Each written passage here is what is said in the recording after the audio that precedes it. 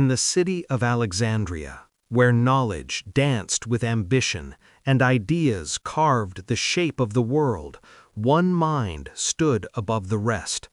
Hypatia, philosopher, teacher, visionary, faced a world unwilling to listen. This is her final debate, her last stand, and the echo of her wisdom that refuses to fade. Listen closely, for history is not just remembered, it is survived. Part 1. "You're wasting parchment," Hypatia said, plucking the stylus from the boy's fingers. Again! The student, barely 16, with ink smeared across his knuckles, flinched as she turned the wax tablet toward him. His calculations were a mess, numbers scrawled haphazardly, lines overlapping in a tangle of half-formed logic. Around them, the lecture hall hummed with murmured conversations and the scrape of styli against wood.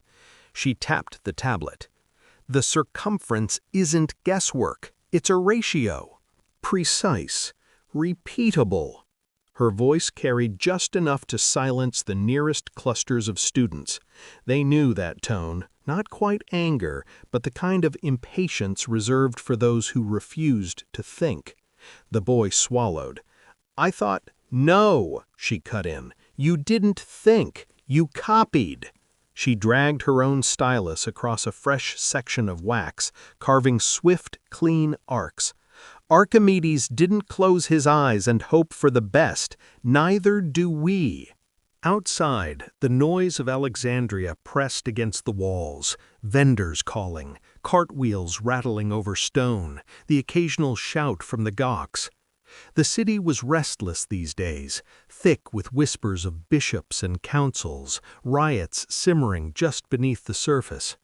Hypatia ignored it. Numbers didn't care about sermons. She handed the tablet back. "Again, and this time look at what you're doing." The boy nodded, chastened, and bent over his work.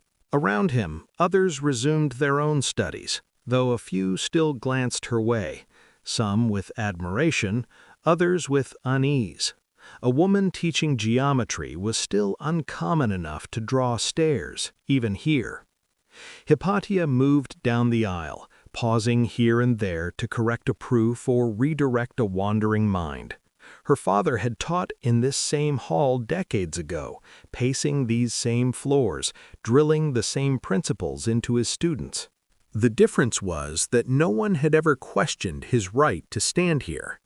At the far end of the room, a shadow filled the doorway, broad-shouldered, draped in the rough wool of a laborer. He didn't enter, just waited, arms crossed. She sighed and crossed to him. "Not today, Cyrus." The man scratched his beard. "They're saying you won't come." "They're right." He sighed. "It's the prefect asking, not some street preacher. And the prefect knows where to find me." She gestured behind her at the students, the tablets, the proofs half finished. "We're busy." Cyrus hesitated, then leaned in, his voice dropping. "They're tearing down the Serapeum." Hypatia went very still. He nodded toward the streets beyond. "Right now, with hammers and ropes." For a moment, the numbers fled her mind. The Serapeum, the great library's sister, the last stronghold of pagan wisdom. She'd walked its halls since childhood, traced her fingers over scrolls older than empires. "They wouldn't," she said, but the words sounded hollow even to her. Cyrus didn't answer. He didn't have to. Somewhere beyond the walls, stone hit stone with a sound like bones breaking. Hypatia's sandals clicked against the marble floor as she strode toward the door, her students' murmurs rising behind her like startled birds taking flight. Cyrus fell into step beside her, his breath ragged from running. The moment they breached the lecture hall's threshold, the city's clamor swallowed them whole, shouts layered upon shouts, the rhythmic thud of destruction pulsing beneath it all. She turned north, toward the hill where the Serapeum's columns still stood white against the sky. The streets narrowed as they climbed, the air thickening with dust and the sour tang of sweat. A group of men staggered past, their arms laden with splintered wood and chunks of carved limestone, faces streaked with grime and triumph. One grinned at her, teeth flashing.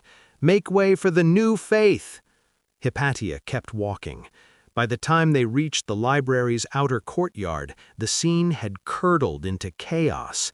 Monks swarmed the steps, their robes dark as crow's wings, hammers swinging in unison against the great bronze doors. A crack split the air as one hinge gave way, the metal screaming as it twisted. Behind them, a knot of city guards stood idle, their spears planted in the dirt. A hand caught her elbow. Cyrus, his grip tight. "Don't!" She shook him off. "They're burning knowledge!" The words hadn't fully left her lips when a roar went up. The doors collapsed inward and the mob surged forward, a single animal with 100 hands. Hypatia lunged after them, but Cyrus yanked her back just as a clay lamp sailed overhead, smashing against the doorframe. Flames licked up the wood, swift and ravenous. Inside, the destruction had already begun. Scrolls rained from the upper balconies, their parchment flaring like dying moths as they hit the braziers below. A monk straddled the broken torso of Serapis's statue, chiseling at the god's face with vicious precision. Everywhere, the snap of splitting shelves, the wet thump of ink pots dashed against walls. Hypatia's knees gave way. Cyrus hauled her upright, his mouth at her ear. "We leave." She twisted in his grasp, her voice raw. "My father's commentaries, the celestial maps." Gone. His arms encircled her, half dragging her back toward the alleys. "And you'll be next if you're seen here." A stone whizzed past, grazing her temple. Blood trickled into her eyebrow, warm as tears. Somewhere behind them, a man began to chant, a psalm or a war cry she couldn't tell. The words dissolved into the cacophony, meaningless. They fled downhill, ducking through the dyer's quarter where vats of indigo steamed in the afternoon heat. Hypatia's breath came in shallow gasps, her sandals slipping on the slick cobbles. At the mouth of an alley, Cyrus shoved her against the wall, his body shielding hers as a patrol clattered past. When the footsteps faded, he exhaled. "The prefect's house, tonight." She stared at him. "You think this stops at the Serapeum?" His fingers dug into her shoulders. "They're coming for anyone who speaks against them, and Hypatia," he swallowed, "you've never been quiet." Somewhere above, a column toppled with a crash that shuddered through the earth. The sound of it would chase her all the way home, she knew, through the lecture hall's hollow silence, through the long hours until dusk. Through the moment she'd have to decide whether to pick up her stylus again or reach for a blade. Cyrus was already melting into the shadows. "Be smarter than the books," he called over his shoulder. The sky, when she looked up, was cloudless, perfect for observations. She wondered if Archimedes had felt this same hollowness, watching Syracuse burn. The indigo stains on Hypatia's hem flickered like bruises in the lamplight as she paced the length of her study. The air smelled of papyrus and myrrh, old comforts that now seemed as fragile as the scrolls crumbling in the Serapeum's ruins. On the desk, a half-finished star chart lay abandoned, its ink smudged where her trembling hand had dragged across it. A knock rattled the door. She didn't answer. The knock came again, sharper. "They're at the agora," a woman's voice hissed through the wood. Hypatia recognized it, Lydia, the spice merchant's widow who rented the upstairs rooms. "Calling for your name this time." Hypatia pressed her palm to the doorframe. The wood vibrated with distant chanting. "Let them call." Lydia's shadow shifted under the door.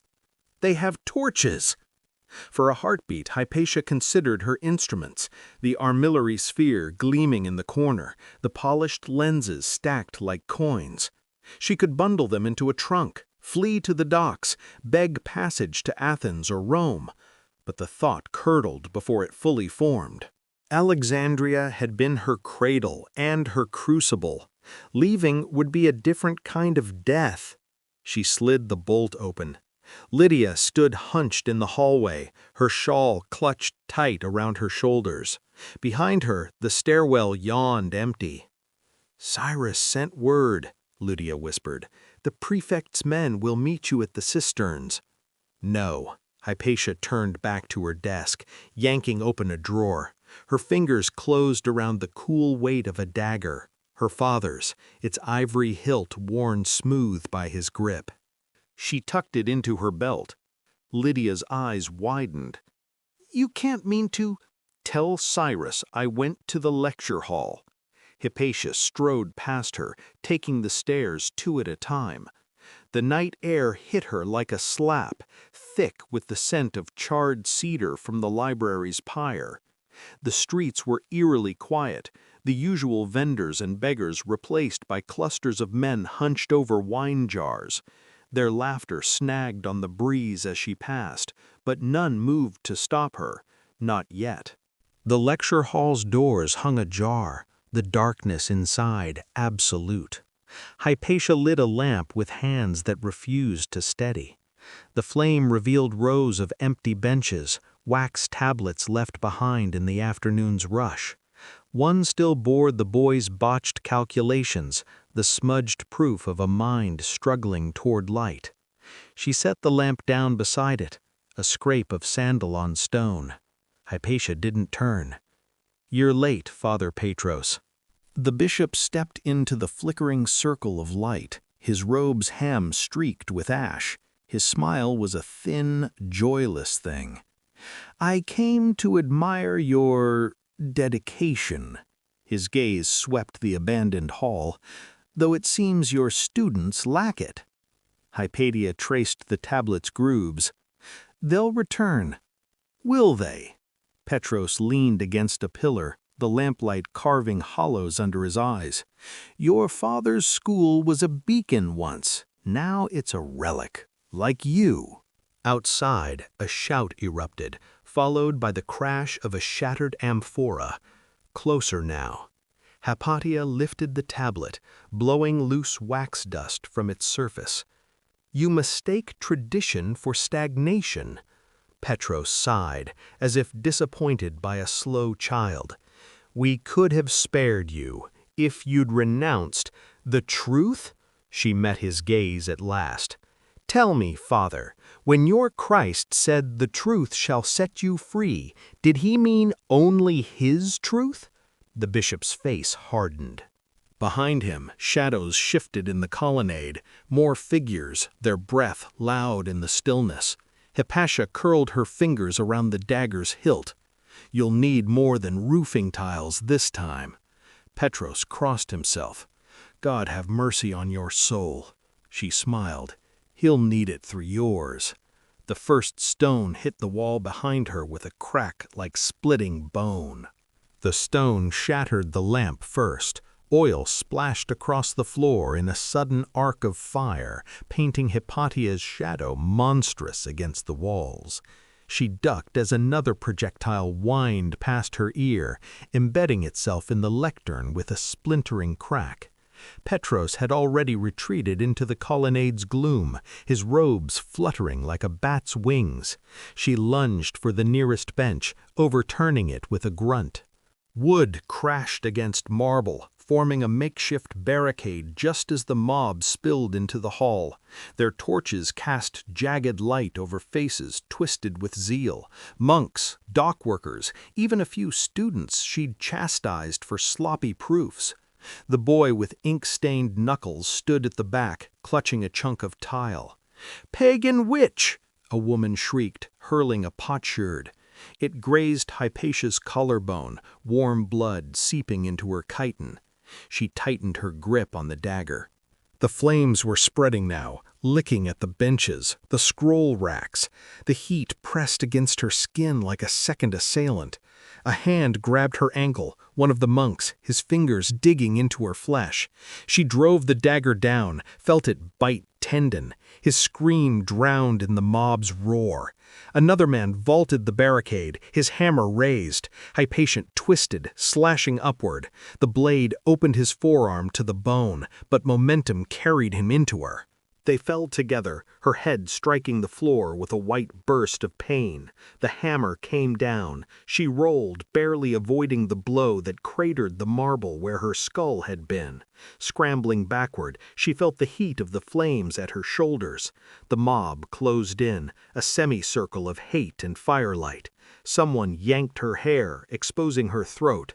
Then a horn blast, sharp as a blade. The crowd froze. City guards flooded the hall, their spear points gleaming.